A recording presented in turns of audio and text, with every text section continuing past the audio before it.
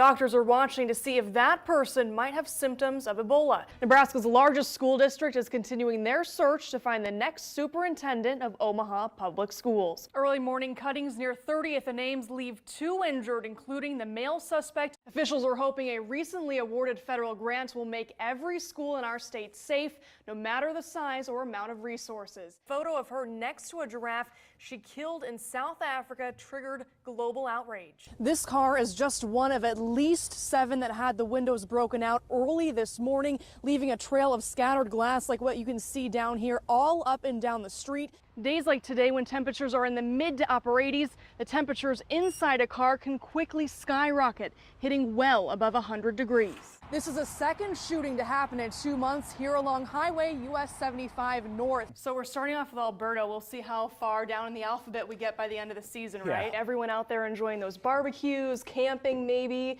Worked out perfectly. This backyard in Normandy Hills was a much different scene just a few hours ago. The Bellevue West Marching Band, staff, parents, and alum were all out here to clean up backyards. This is just one example of some of the debris they were working to help clean up this massive uprooted tree. And to give you some perspective, I'm about 5'6", and these roots are almost...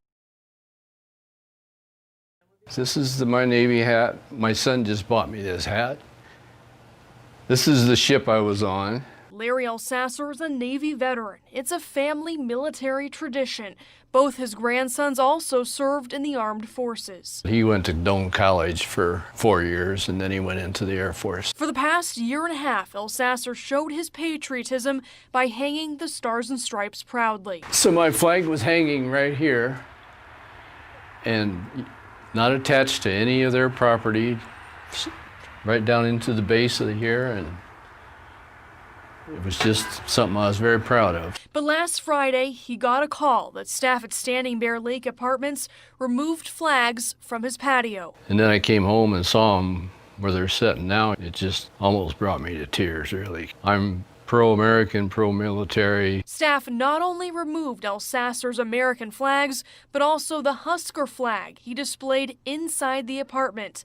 Alsasser says no one told him about any change in policy. When you live in an apartment like this, you try to make it your home. And the patio area is sort of an extension of our homes. And I've had people tell me they really like my flags. I've looked through my lease. There's not a word mentioned about flags. And I've talked to a couple other people, and they said the same thing. It's just a new policy that none of us were aware of. A policy Alsasser hopes the complex will reconsider. It just upsets me that being an American, we can't fly an American flag. Flying the flag is, I think, a privilege for all Americans. A peaceful Mother's Day at Bellevue Cemetery turns from a bittersweet reunion between family and their little boy to pain, anger, and disbelief. All these other babies around here, leave them alone too. These are people's loved ones. Leave them alone. The tiny grave is where Braden Skillings rests after passing away at 7 weeks old from SIDS. For the past 10 years, his family has faithfully visited his gravesite every week. My mom went to put flowers on my grandma's niche, and then she came over here and his statue was gone. Sunday, the family discovered Braden's final resting place disturbed. A statue of a baseball player adorning Braden's grave is missing. Braden didn't do anything to anybody. He didn't ask to have anybody come and annihilate his gravesite once, but steal twice. And this isn't the first time Braden's grave was vandalized. 3 News Now spoke to Braden's mom, Michelle, back in 2014 after thieves stole balloons and toys left by the family on Braden's birthday. I miss him every day. I wonder who he'd be every day, and it's hard. Nobody should have to come up and see their dead child on Mother's Day, but to know that this is the second time it's happened, that throws her years back. Since sharing about the vandalism on Facebook, several others have reached out to the Skillings family saying they've also had mementos stolen at Bellevue Cemetery. art in heaven. Hallowed be thy name. Thy kingdom come, thy will be done. On earth as it is in heaven. Give us this day our daily bread, and forgive us our trespasses. As we forgive those who trespass against us. And lead us not into Temptation, temptation. but deliver us from evil. Christians around the world are familiar with the words of the Lord's Prayer. Catholics call it the Our Father. It dates back to the original writings of the Gospels of Matthew and Luke.